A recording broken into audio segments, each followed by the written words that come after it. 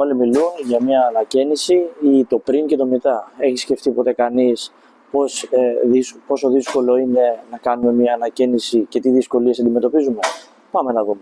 Το α και το ω σε μια ανακαίνιση είναι η καθαριότητα.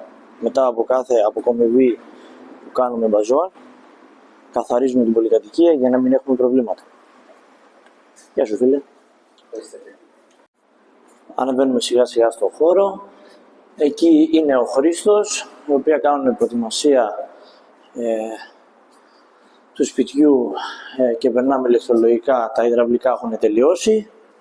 Δεν περπατάμε πάρα πολύ, άρα προτιμούμε να ανεβαίνουμε με τις σκάλες στις πολυκατοικίες, έτσι ώστε να ασκούμαστε και λίγο. Τα καταφέραμε, φτάσαμε. Ας χτυπήσουμε τον Χρήστο. Για πάμε πραγματικά να δούμε. Γεια σου Χρήστο. Καλησπέρα παιδιά. Πώς είναι μια εξέλιξη στο έργο μας. Από εδώ ο Μάκης. Εδώ έχουμε σκάψει τα ηλεκτρολογικά μας. Προσπαθούμε να κρατάμε το χώρο μας όσο γίνεται πιο καθαρό, πιο περιποιημένο.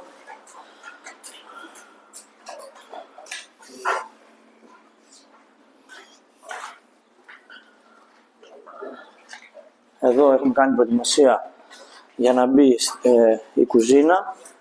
Εδώ ένα μικρό σαλονάκι.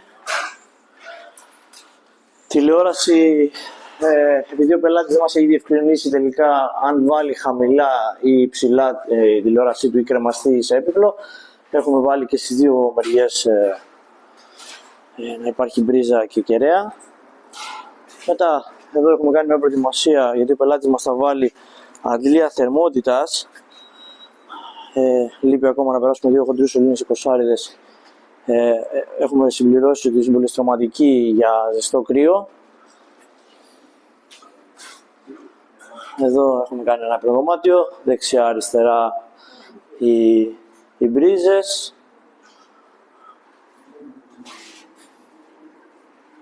Εδώ ήταν η παλιά μας κουζίνα, την οποία έχουμε αποκαταστήσει όλα τα μερεμέτια περιμετρικά και θα γίνει ένα μικρό υπνοδωμάτιο.